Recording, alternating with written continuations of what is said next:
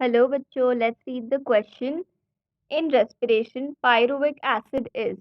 तो क्वेश्चन पूछा है कि रेस्पिरेशन में पायरुविक एसिड का बेसिकली क्या होता है। तो यहाँ हमारा की कंसेप्ट इज रेस्पिरेशन। तो रेस्पिरेशन क्या होता है?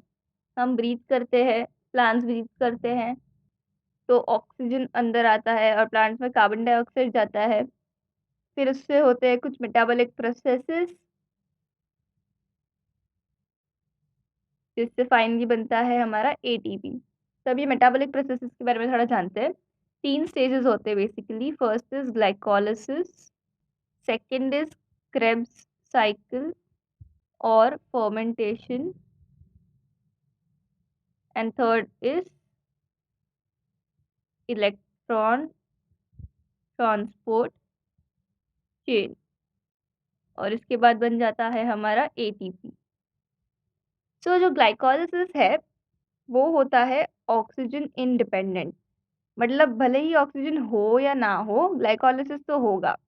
और ग्लाइकोलिसिस के एंड में जो प्रोडक्ट बनता है उसे कहते हैं हम पाइरुविक एसिड। ठीक है। तो पाइरुविक एसिड क्रेब्स साइकिल में जाने से पहले एक और स्टेज से गुजरता है। अगर ऑर्गेनिज्म एरोबिक है तो अलग स्टेज होगा, और एनएरोबिक है तो अलग स्टेज होगा।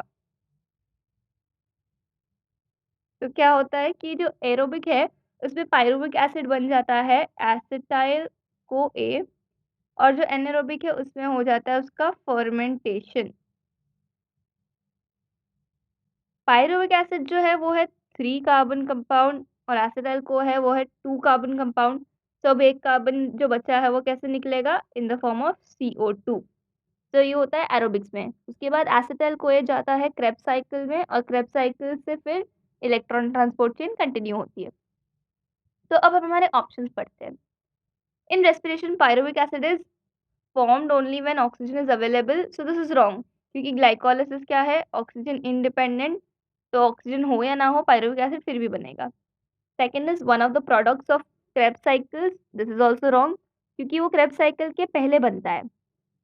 Third is broken down into a 2 carbon fragment and CO2। So this is correct.